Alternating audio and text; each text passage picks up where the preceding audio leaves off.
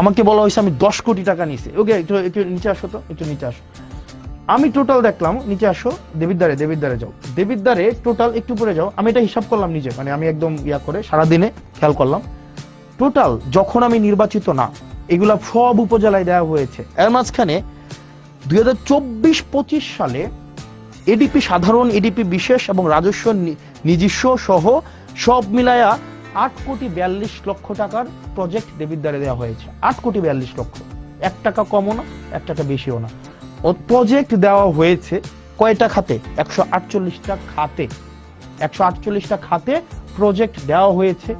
এর মাঝখানে কোনো প্রজেক্ট ইট আন্ডারে আছে, কোনো প্রজেক্ট হচ্ছে এর মাঝখানে আপনার হচ্ছে ফার্স্ট বিল নেওয়া হয়েছে, কোনো প্রজেক্টের ওয়ার্ক অর্ডার দেওয়া হয়েছে, কোনো প্রজেক্ট কমপ্লিট, একটা প্রজেক্ট পূর্ণাঙ্গ কমপ্লিট হয় নাই। আমি খোঁজ নিয়ে দেখলাম আপনার হচ্ছে কোন প্রজেক্ট কি অবস্থায় আছে, এটা কিন্তু আপনার অনলাইনে গেলে আপনারা দেখবেন, মানে অনলাইনে সার্চ করলে এটা পাওয়া যায়। অথচ গত 2টা দিন মিডিয়া ট্রায়াল চালানো হলো, আমরা টাকা নিয়ে গিয়েছি।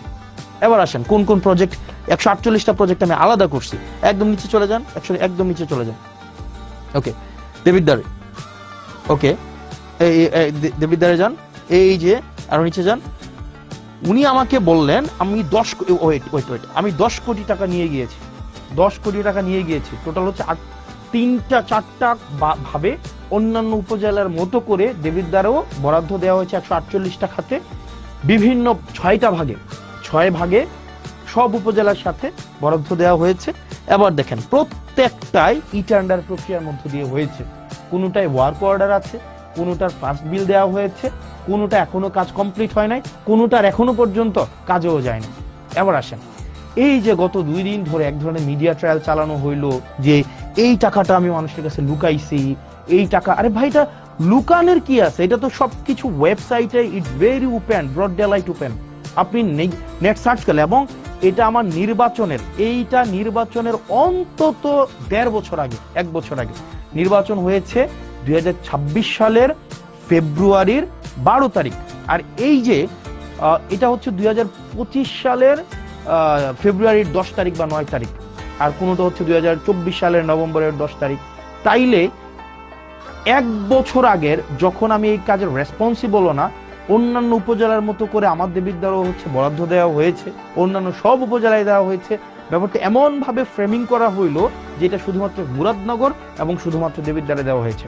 আপনাদের যদি চর্মচক্ষু থাকে এবং একটু জ্ঞান বুদ্ধি থাকে, যারা প্রোপাগান্ডা করেছেন, আপনারা শুধুমাত্র নেটে সার্চ করলেই আপনার এই জিনিসটা স্পষ্ট চলে আসে। এবং কোন অর্থ কোন খাতে কয় টাকা গিয়েছে এবং এটা কোন প্রক্রিয়ায় গিয়েছে, এটা কি ব্যক্তির হাতে টাকা দিয়েছে নাকি হচ্ছে এই টাকা ইটেন্ডার প্রক্রিয়ার মধ্যে দিয়ে গিয়েছে, এই টাকা কে হচ্ছে খরচ করবে, একটা পয়সা এই ক্ষেত্রে এমপি বা স্থানীয় সরকারের কারো কোনো সংশ্লিষ্টতা নেই। নো ওয়ান, অ্যাবসলিউট জিরো, কারোর সাথে কোনো সম্পৃক্ততা নেই। এবার আসেন মিডিয়াগুলা কিভাবে হচ্ছে এই জিনিসটাকে ফ্রেমিং করলো। মিডিয়াগুলো ফ্রেমিং করলো মানে জাস্ট কনসেন্ট ম্যানুফ্যাকচারটা কিভাবে করলো। আমি গতকাল জিজ্ঞেস করেছিলাম যে এই ভদ্রলোক এই ধরনের হচ্ছে মন্তব্য করেছে, যেহেতু 10 কোটি টাকা নিয়ে গিয়েছে। ওনাকে আমি জিজ্ঞেস করলাম যে আপনি যে বললেন 10 কোটি টাকা নিয়ে গিয়েছে, উনি পরে ওনার বক্তব্য পরিবর্তন করেছে এবং অনেকেই বলছেন যে আমি খেজুরের হিসাব দিয়েছি, বাকি হিসাব দেই নাই। ওই লাইভে আমি আমার এলাকার যতগুলা বরাদ্দ বাজেট এসেছে, যতগুলা, সবগুলো হচ্ছে আমি 1.5 ঘন্টা ধরে ডিটেইল করেছি। একই সাথে সেইখানের একটা 40 সেকেন্ডের জায়গায় শুধু আমি সেটা নিয়ে কথা বলেছি। প্রত্যেকটার একটা করে আমি হচ্ছে ডিটেইল বলেছি। এবং পরবর্তীতে আমার একটা পেজ আছে জবাবদিহিতা, সেখানে প্রতিনিয়ত আপডেট জানানো হয়, প্রতিনিয়ত আপডেট জানানো হয়।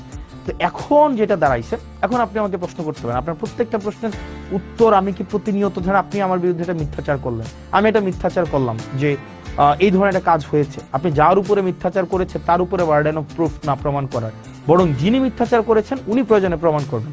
সবার বাসায় এখন মোবাইল আছে, সবার বাসায় এখন ফেসবুক আছে, সবার বাসায় এখন সার্চ করলেই 2 মিনিটে জাস্ট www.jp.kumilla.gov.bd, ওখানেই পুরা ডিটেল দেওয়া আছে। এখন এটাকে যেভাবে ফ্রেমিং করা হলো এটা খুবই দুঃখজনক। এবার আসেন, এখানে আমি প্রথম আলোর এক ধরনের মাফিয়াগিরি আমি আপনাদেরকে বলি। প্রথম আলো কালকে একটা নিউজ করেছে। প্রথম আলো নিউজটা কিভাবে করলো? প্রথম আলো নিউজটা করছে, ফর এক্সাম্পল আমি যদি সার্চ করি প্রথম আলো প্রথম আলো ওই নিউজটা কই আছে, মানে প্রথম আলো এটাকে অনেকে বিভিন্ন ভাষায় বলে, বিভিন্ন নামে এটাকে বলে থাকে। ওখানে আমাকে নিয়ে গতকাল একটা নিউজ করলো না, যে কি যেন, এটা সার্চ কেমনে করে বের করবো বলো তো, খুঁজুন ওই যে মানে প্রকল্পের কি বলা যায় এটাকে, মানে 10 কোটি টাকা 25 কোটি টাকা হাসনাত এবং আসিফ মেরে দিয়েছে, এটা কই? Okay fine. ওখানে আপনি যে নিউজটা দেখেন, নিউজটা হচ্ছে কি, প্রথম আলো নিজে বলতেছে না, প্রথম আলো কার মাধ্যমে বলতেছে, নিউজটা হচ্ছে এরকম 25 কোটি টাকা তুলে নিয়ে গিয়েছে, এই টাইপের কোনো কিছু একটা, মানে ব্যাপারটা, এবং কলম দিয়ে লিখেছে এটা প্রথম আলোর বক্তব্য না, এটা জেলা প্রশাসকের বক্তব্য। যেমন এই জিনিসটা এইভাবে হইতে পারতো, ধরেন আমরা যদি মাঝে মাঝে এই মিডিয়া মাফিয়াগুলো, যেমন এরা কিন্তু মিডিয়া না, মানে ধরেন নোয়ান চমস্কির একটা বই আছে, মানে কনসেন্ট ম্যানুফ্যাকচার, আপনি দেখবেন সেখানে বলা হয় যে মিডিয়া যে স্বতন্ত্রভাবে মানুষকে মিডিয়া আকারে সে হচ্ছে আপনাকে কোনো তথ্য দেয়, ব্যাপারটা এমন না, তার একটা আদর্শিক বায়াসনেস থাকে এবং সে সোসাইটির সাথে সে পলিটিক্যাল পেনিট্রেশন করে। যেমন আমাদের দেশের মিডিয়াগুলোকে যদি আপনি দেখেন, আমাদের দেশের মিডিয়াগুলো কিন্তু হচ্ছে ধরেন ফর এক্সাম্পল বসুন্ধরার কে আছে, বসুন্ধরার হচ্ছে মিডিয়া হচ্ছে কালের কণ্ঠ। কিছুদিন আগে দেখবেন এই কালের কণ্ঠ না, আপনি দেখবেন বসুন্ধরার যত ব্যবসায়িক স্বার্থ সেগুলোকে সংরক্ষণ করে হচ্ছে আপনার Kaler Kantho, news 24, Daily Sun, এগুলো হচ্ছে বসুন্ধরার যত কাজ, এগুলো হচ্ছে আপনার এক ধরনের পাহারাদার হিসাবে কাজ করে। আপনার এই যে বসুন্ধরার যত অপকর্ম আছে, যা কিছু আছে, যেমন কিছুদিন আগে আমাদের একটা ফাইট দেখতে আমাদের খুব মজা লাগছে, যেমন প্রথম আলো এবং বসুন্ধরার একটা ফাইট। যেমন প্রথম আলো লিখছে কালের কণ্ঠে বসুন্ধরা গ্রুপ রাষ্ট্রের ভিতরে আরেক রাষ্ট্র, তখন আবার কালের কণ্ঠ আবার প্রথম আলোর বিরুদ্ধে হচ্ছে নিউজ করছে। যেমন নিউজ করলো কি, এই যে তারেক জিয়াকে যেইভাবে 1/11 মধ্য দিয়ে তাকে দেশ থেকে তাড়ানো, তারপরে হচ্ছে -2 ফর্মুলা, সবগুলার কুশলী হচ্ছে হচ্ছে আপনার প্রথম আলো এবং ডেইলি স্টার, এই দুইটা হচ্ছে এক ধরনের মাফিয়া। ওরা ওদের ব্যবসায়িক যে স্বার্থটা, এই স্বার্থটাই হচ্ছে ওরা সংরক্ষণ করে। এখন ধরবেন গতকালের যে বিষয়টা হয়েছে, প্রথম আলো বলেন বা আরো কিছু এখন আওয়ামী সংশ্লিষ্ট যেসব মিডিয়াগুলো আছে তাদেরকে এখনো পর্যন্ত সার্ভ করে যায়, ওরা দেখবেন ওরা বলবে যে আমি তো বলি নাই, ওই ব্যক্তি বলছে। ঠিক একইভাবে আমি যদি বলি প্রথম আলো হচ্ছে রাসূল সাল্লাল্লাহু আলাইহি সাল্লামকে কটূক্তি করেছে, এটা আমি বলি নাই, এটা কে বলেছে, এটা হচ্ছে অন্য একজন বলেছে, এই ট্রাম্প কার্ড কিন্তু আমরা খেলতে পারি। কিন্তু আমরা এই ধরনের বদমাইশি বা এই ধরনের হচ্ছে প্রথম আলো যে বদমাইশিটা করে, এই বদমাইশিটা আমরা করব না, কারণ ওরা শিক্ষা নেয় না। ঠিক একইভাবে অন্যান্য যে কালের কণ্ঠ যে বদমাইশি করে, আমরা এই বদমাইশি করব না, কারণ আপনারা যদি এই বদমাইশি করে আপনারা মনে করবেন যে আপনারা আমাদের ট্রান্সপারেন্সিকে আপনারা কোয়েশ্চেনেবল করবেন, আপনারা করতে পারবেন না, কোনোদিনও পারবেন না, কারণ সেখানে আমরা পিপলের ম্যান্ডেট নিয়ে এখানে দাঁড়াই আছি। এবং যদি কোনো ধরনের অসততা, কোনো ধরনের হচ্ছে অর্থের কোনো 1 পয়সারও এদিক সেদিক থাকতো, এতদিন পর্যন্ত দাঁড়াই থাকতে দিত না, কম্প্রোমাইজ করতে হইতো। অ্যাটলিস্ট প্রথম আলো, ডেইলি স্টার, এই যে তারপরে হচ্ছে আপনারা মাফিয়াগিরি যেটা করতেছেন, এটা খুবই আনঅ্যাকসেপ্টেবল। এই মাফিয়াগিরি, এই ক্লিক বেইট জার্নালিজম অ্যাটলিস্ট আপনাদের কাছ থেকে আমরা প্রত্যাশা করি না। আপনি নিউজটা এমনভাবে করেছেন যে মনে হয়েছে এই যে টাকাটা আমি নিয়েছি। এখন দেখেন অ্যাটলিস্ট আপনারা যে কাজটা করেছেন 25-30 বছর 40 বছর পরে এই হেডলাইন দিয়ে কিন্তু জাজ করা হবে। আপনি আমাকে বলছেন কি রাজস্ব খাত থেকে 25 কোটি টাকা তুলে নিয়েছে হাসনাত আব্দুল্লাহ, আসিফ মাহমুদ, কে বলছে? জেলা প্রশাসক। কিন্তু আপনি নিউজের মধ্যেই দেখলেন যে এখানে ক্লারিফাই হইল এই কথাটা ভুল। তাইলে আপনি কেন ক্লারিফাই করলেন না, পরে কেন নিউজ করলেন না? জেলা প্রশাসকের মন্তব্য নিয়ে আপনারা 150 থেকে 200 নিউজ করলেন, কিন্তু আমি যখন ক্লারিফিকেশন দিলাম তখন আপনারা এটাকে নিউজ করলেন।